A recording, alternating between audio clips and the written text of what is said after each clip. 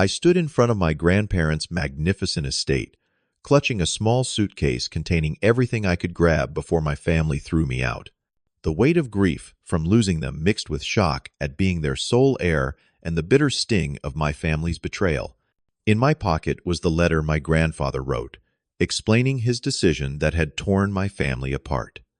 The mansion before me held not just wealth but secrets about why they had chosen me. Before I tell you what happened when my family tried to force me out of this house, let me know where you're watching from and hit subscribe if you believe family love should never be measured in dollars. The news of my grandparents' death hit me like a physical blow. I was at my small apartment editing photos for a client when I received the call. Harold and Eleanor Thompson, my beloved grandparents, had been killed in a head-on collision with a drunk driver. As their emergency contact, I was the first to be notified. Brian, this is Officer Daniels with the Springfield Police Department. I regret to inform you that your grandparents Harold and Eleanor Thompson have been in a serious accident. My heart stopped. Are they okay? The silence on the line answered before his words did. I'm very sorry, sir. They were pronounced dead at the scene. I collapsed into my chair, memories washing over me. At 27, I had spent more time with my grandparents than anyone else in my family, while my parents, my older brother James, and my sister Allison only visited when they needed something. I had dinner with my grandparents every Sunday for years. My family was comfortable financially. My father, Thomas, worked as a bank manager, and my mother, Stephanie, was a real estate agent. We lived in a nice house in a good neighborhood, but nothing compared to my grandparents' wealth. They had built a real estate empire from nothing, starting with one small property in the 1,970 and gradually expanding to dozens of commercial buildings, residential complexes, and land developments across 3 states. Their primary residence was a stunning 6-bedroom mansion in the most exclusive neighborhood in town, filled with priceless art and antiques. From childhood, I had a special connection with them. While my siblings were interested in sports and popularity, I was the quiet kid who preferred books and art. My grandfather recognized something in me that reminded him of himself. He had started as a photographer before moving into real estate, and he nurtured my interest in photography with endless patience. The camera doesn't just capture light, Brian. He would tell me adjusting my grip on his vintage Leica. It captures truth. Always look for the truth in what you photograph. My grandmother Eleanor, with her passion for classical music, taught me to appreciate Chopin and Mozart. On summer evenings, we would sit on their terrace while she explained the emotional language of each composition. As I grew older, our bond deepened. When I decided to pursue photography as a career, my parents were disappointed, but my grandparents supported me completely. Follow your passion, Grandpa Harold said. Money comes and goes, but regret stays forever. I wasn't particularly successful financially. Freelance photography barely paid my rent, but I was pursuing what I loved. Every Sunday evening, I would bring new photos to show my grandparents. We would eat dinner together, discuss art, philosophy, and life. These were the happiest moments of my week. The rest of my family had a very different relationship with Harold and Eleanor. My father, their son-in-law, was always polite but distant. My mother, their daughter, seemed to view them primarily as a source of financial support. James had borrowed substantial sums to start businesses that inevitably failed. Allison had received money for a house, luxury cars, and expensive vacations. I knew everyone expected to inherit when my grandparents eventually passed away. James frequently talked about what he would do with his portion of their estate. My parents had hinted at early retirement plans based on their expected inheritance. Even Allison had her eye on the vacation home in Florida. I never thought about inheriting. I just enjoyed their company. The week after their death was a blur of grief. I handled most of the funeral arrangements, since the rest of my family seemed more concerned about the will than mourning. At the service, I noticed my brother having whispered conversations with relatives about when the will would be read. My sister spent more time on her phone than paying respects. My parents put on a better show of grief, but I caught them discussing property values with an uncle during the reception. I stood alone by the twin caskets, saying my private goodbyes, feeling like the only person who truly missed Harold and Eleanor Thompson for who they were, not what they owned. 1 week after the funeral, we gathered at the office of George Montgomery, my grandparents' longtime attorney and friend. The atmosphere was tense, as we sat in leather chairs around a polished conference table. My father straightened his tie repeatedly. My mother kept checking her makeup. James drummed his fingers on the armrest, while Allison texted someone barely looking up. George, a distinguished man in his 60s, with silver hair and kind eyes, entered with a leather portfolio. He expressed condolences before getting down to business. Harold and Eleanor Thompson were dear friends, as well as clients, he began. They put tremendous thought into their estate planning. Everything is in perfect order. My father leaned forward. We appreciate your thoroughness, George. I know this is difficult for everyone. George nodded and opened his portfolio. The will is actually quite straightforward. After specific bequests to charities, the entirety of Harold and Eleanor Thompson's estate, valued at approximately $26 million, is left to their grandson, Brian Thompson. The silence that followed was deafening. I felt like all the oxygen had been sucked from the room. Excuse me. My mother's voice was barely a whisper. Brian is the sole heir to the estate, George repeated, looking directly at me. This includes the primary residence, all investment properties, financial accounts, art collection, and personal effects. I couldn't process what I was hearing. $26 million? Me. There had to be some mistake. That cannot be right, my father said firmly. There must be a revised will somewhere.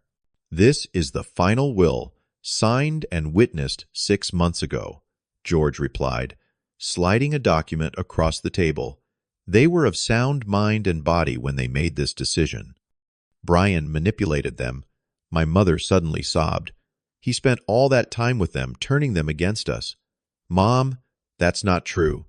I protested, still in shock. I had no idea about any of this. James stood up, his face red with anger. This is bullshit. I'm contesting this will. They promised to help with my business. They promised. Allison finally looked up from her phone, her expression calculating. Brian, you know this isn't what they would have wanted. They would want you to share with family. George cleared his throat. Harold and Eleanor anticipated your reactions. They left this letter for Brian. He handed me a sealed envelope with my name written in my grandfather's distinctive handwriting. With trembling hands, I opened it and began to read. My dear Brian, if you're reading this, Eleanor and I have passed on. Don't grieve too much for us. We lived full lives and were blessed with much happiness. We've decided to leave our entire estate to you. This decision wasn't made lightly or hastily. We've watched you grow into a man of integrity and passion, someone who values people over possessions and art over acquisition. The others in our family have demonstrated time and again that they value our money more than our company. You might feel overwhelmed by this responsibility. Don't be. We trust your judgment and your heart. Use this inheritance to pursue your photography, to make a difference in ways meaningful to you, and to live authentically. The others will be angry. Remember that their anger stems from entitlement, not loss. Stand firm. With all our love and confidence, Harold and Eleanor. Tears streamed down my face as I finished reading.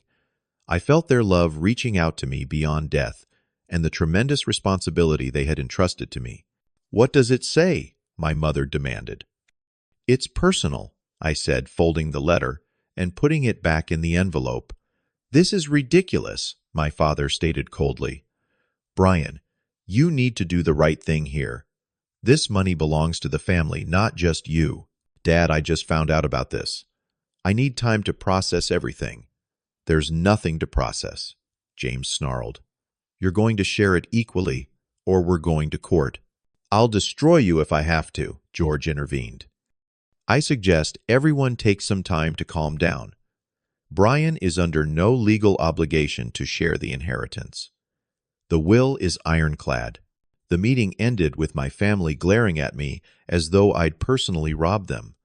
We drove home in separate cars. The silence during our family dinner that evening was suffocating. I always knew you were selfish, my mother finally said, breaking the silence. All those Sundays pretending to care about them when you were just waiting for them to die. That's not true, I protested. I had no idea about the will. Then prove it, my father said. Sign over your portion to us tomorrow. We'll divide it fairly.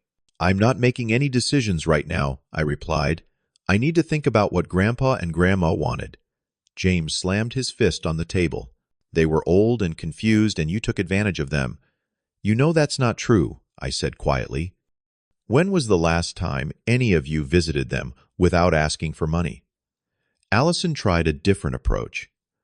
Brian, think about family unity. Think about what this money could do for all of us. Mom and Dad could retire. James could finally get his business off the ground. I could pay off my house. What do you need $26 million for anyway? Your little photography hobby, I felt anger rising. My little hobby is my career, and Grandpa respected that even if none of you do.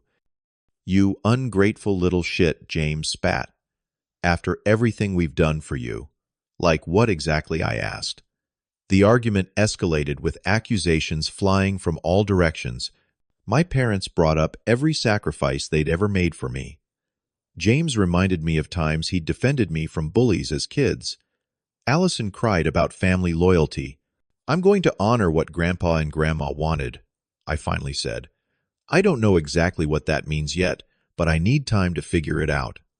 If you're not going to share this inheritance, you're no longer part of this family, my father declared, and you're no longer welcome in this house. You can't be serious, I said, stunned. Dead serious, my father replied. Either agree to split the money or get out tonight. I looked at each of their faces, searching for any sign that this was just anger talking, but all I saw was cold, determination, and greed. Fine, I said, standing up. I'll pack my things. 2 hours later, I stood on the front porch with a hastily packed suitcase. No one came to say goodbye. The door locked behind me with a final sounding click. The next morning, I stood before my grandparents' mansion, now my mansion, with mixed emotions. I'd spent the night in a hotel, reading and rereading my grandfather's letter, trying to process everything that had happened. Using the key George had given me, I entered the silent house. It felt different now, both familiar and strange. I'd visited hundreds of times, but never as the owner. Sunlight streamed through tall windows into the grand foyer, dust motes dancing in the light. Everything was exactly as they had left it. Grandma's reading glasses still on the side table next to her favorite armchair, Grandpa's half-finished crossword puzzle on his desk. I wandered through the rooms, memories washing over me. The formal dining room where we'd had our Sunday dinners. The music room with Grandma's baby grand piano. The library where Grandpa taught me about photography. Each space held the essence of them. Eventually, I made my way to Grandpa's study, a warm, wood-paneled room lined with bookshelves and filing cabinets. This was where he had conducted his business for decades. I sat in his leather chair, running my hands over the polished desk surface, and began opening drawers. In the bottom drawer, I found a thick, leather-bound book, my grandmother's journal. I hesitated, feeling like I was intruding on her privacy, but my curiosity won out. I needed to understand why they had made their decision. What I discovered shocked me to my core. The journal detailed years of financial manipulation by my family. My parents had borrowed over $200,000 without repaying a cent. James had taken nearly $500,000 for his failed business ventures. Allison had accepted generous gifts totaling hundreds of thousands for her lifestyle. Even worse were the emotional entries. My grandmother wrote about birthday parties and anniversaries where my parents and siblings didn't show up, phone calls that went unreturned. Holidays spent alone because everyone was too busy until they needed money again. One entry from 3 years ago was particularly painful. Harold suggested canceling our anniversary trip to visit the children. I agreed, thinking they would be pleased. Stephanie seemed annoyed by our visit. James asked for another loan before we even took our coats off. Allison showed us her new car, but couldn't stay for dinner. Only Brian seemed genuinely happy to see us, insisting on taking us to dinner and asking about our plans. He shows interest in us as people, not as bankers. Harold says he reminds him of himself as a young man, passionate about art and honest to his core. I closed the journal feeling sick. Had my family always been this way? How had I not seen it?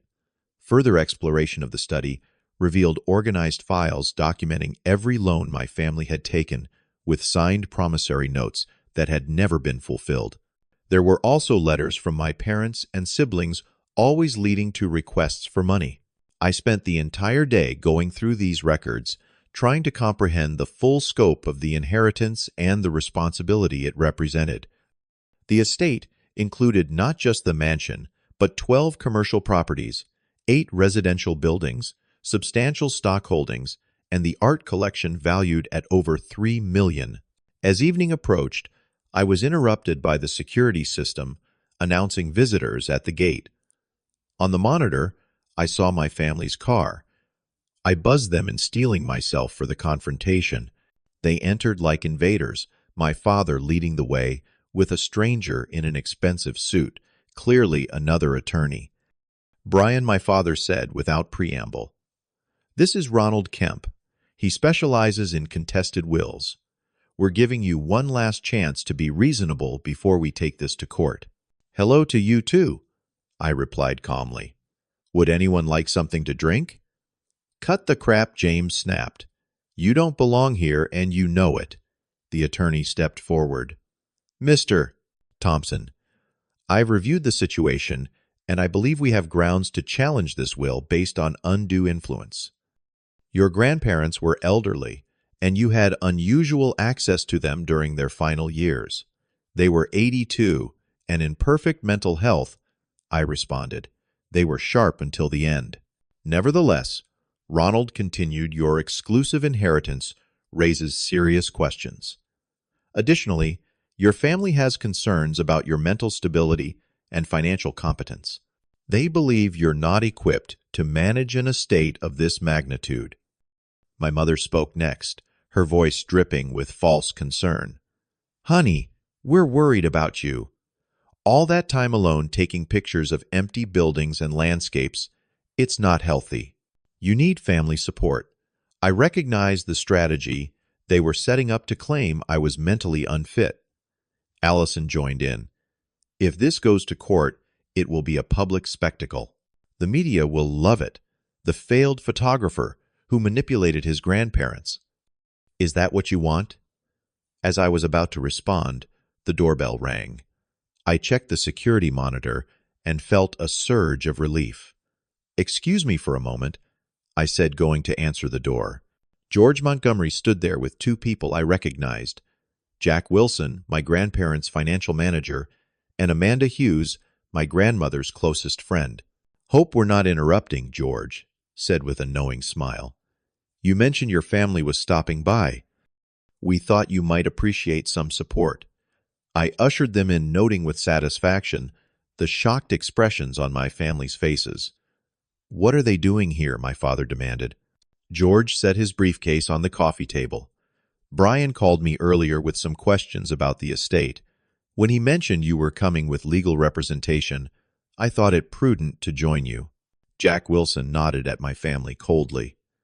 I've managed Harold and Eleanor's finances for 20 years. I'm here to ensure their wishes are respected. Amanda Hughes, a dignified woman in her 70s, looked at my mother with disappointment. Stephanie, I expected better from you. Your parents would be heartbroken. Ronald Kemp stepped forward. This doesn't change our position. We believe the will should be contested based on undue influence and mental incompetence. George smiled thinly. I anticipated this. Perhaps we should review some evidence before you proceed. He opened his briefcase and removed a tablet. These are emails and text messages between various family members discussing Harold and Eleanor's estate before their death. He turned the screen toward us. There was an email from my father to James' dad, mentioned changing their will. We need to increase visits until this blows over. Bring up Brian's financial struggles whenever possible. A text from Allison to my mother, got Grandma to buy me the new car, working on the vacation next. They're such pushovers. My stomach churned as George scrolled through more messages, each more damning than the last. My family stood in stunned silence. How did you get those? My mother finally whispered. Harold and Eleanor were more aware than you realized, George replied. They had concerns about financial manipulation. As their attorney, I advised digital monitoring of family communications regarding their finances. That's illegal, my father protested. Actually, George countered, it was their accounts, their devices, their properties. Perfectly legal. He pulled out a USB drive. Also, Harold recorded a video statement 6 months ago when they changed their will. Perhaps you'd like to see it before proceeding with litigation. My family exchanged nervous glances. Their attorney looked increasingly uncomfortable. I believe my clients need to reconsider their position, Ronald Kemp said, closing his briefcase. We'll be in touch. Don't bother, I said quietly. I've seen Grandma's journals and the loan documents. I know everything. The color drained from my mother's face. Without another word, my family turned and left their attorney trailing behind them. As the door closed, I felt a strange mixture of vindication and sadness. Amanda patted my hand gently. They were so proud of you, dear. Eleanor told me many times that you were the only one who saw them as people, not as checkbooks. In the months that followed, I began to find my footing as the unexpected heir to a substantial fortune. With Jack's guidance, I learned about property management investments and philanthropy. I discovered that my grandfather had been an anonymous benefactor to several arts organizations, including a scholarship fund for young photographers. Inspired by this, I established the Harold and Eleanor Thompson Foundation for the Arts, dedicated to supporting emerging artists. I converted the east wing of the mansion into a community art gallery, showcasing work from local talents who lacked exposure. My own photography evolved as I finally had the resources to pursue projects that had been financially impossible before. I traveled to document disappearing natural landscapes and traditional cultures, creating a series that eventually became my first serious exhibition. More importantly, I found a community of genuine friends and colleagues who shared my passion for art and conservation. People who knew about my inheritance but cared about me for who I was, not what I owned. My family made several attempts to contact me. First came apologetic texts from Allison, then carefully worded emails from my mother. My father called once, leaving a voicemail about healing the family. James remained silent. For 6 months, I kept my distance, processing my feelings with the help of a therapist who specialized in family trauma and sudden wealth. She helped me understand that my family's behavior wasn't my fault, and that setting boundaries didn't make me a bad person. Eventually, I agreed to meet them at a neutral location, private room at a downtown restaurant. The atmosphere was tense as we sat across from each other. You look well, my mother offered tentatively. Thank you, I replied. I am well. My father cleared his throat. Brian, we want to apologize for how we reacted. We were shocked and hurt, but that doesn't excuse our behavior. We miss you, Allison added. Family should stick together. Is that why you kicked me out when I wouldn't give you what you wanted? I asked calmly. My mother flinched. We were wrong, we know that now. James finally spoke. Look, I'm not good at this stuff. I was an ass. I was jealous that they chose you, but I get it now. You were the only one who cared about them, not their money. I studied them, trying to discern genuine remorse from strategic reconciliation. I appreciate the apology, but I need to know, what do you want from this relationship going forward? Because if it's about the money, we might as well end this conversation now. My father looked startled. It's not about the money. It's about family. Family works both ways, I said. I've seen Grandma's journals. You all treated them like ATMs for years, while I was the only one who visited regularly. Did you ever wonder why uncomfortable silence followed until my mother spoke softly? We got caught up in our own lives. It was wrong. I nodded. I've made some decisions. I'm willing to help family financially, but with conditions. I've set up education funds for future generations. I'll assist with genuine emergencies. But there will be no handouts, no loans that aren't repaid, and absolutely no sense of entitlement. That's fair, my father admitted. One more thing, I added. Any relationship we rebuild has to be based on genuine connection, Sunday dinners at the mansion, regular family time, real conversations. To my surprise, they agreed. Over the following months, our relationship began to heal, though it would never be the same. They made efforts to show interest in my photography. I helped Allison refinance her mortgage legitimately. James and I found common ground in a community project I was funding. The healing process was slow and sometimes painful. I continued therapy, working through the complex emotions of grief, betrayal, and newfound responsibility. I learned that wealth management was less about maintaining assets and more about using resources meaningfully. The gallery wing of the mansion became a vibrant community space. The first exhibition, featuring young artists from disadvantaged backgrounds, was covered by local media. Seeing their work displayed in what had once been my grandparents' formal dining room felt right somehow, transforming a space once reserved for family into something that benefited many. One evening, a year after my grandparents' passing, I sat in my grandfather's study. Now, my study looking at an old family photograph on the desk. In it, a much younger Harold and Eleanor stood with my mother as a child, joy evident in their expressions. I realized that the true wealth they had left me wasn't the $26 million or the properties or art. It was the understanding that life's richest moments come from authentic connection, creative passion, and generosity of spirit. My grandfather's letter had mentioned standing firm against my family's anger, but he hadn't said anything about not forgiving. Perhaps that was the final lesson he and my grandmother had left for me to discover on my own, that true wealth lies in the capacity to forgive without forgetting to set boundaries, without building walls. What would you have done in my situation? Would you have shared the inheritance immediately or stood your ground like I did? Let me know in the comments below.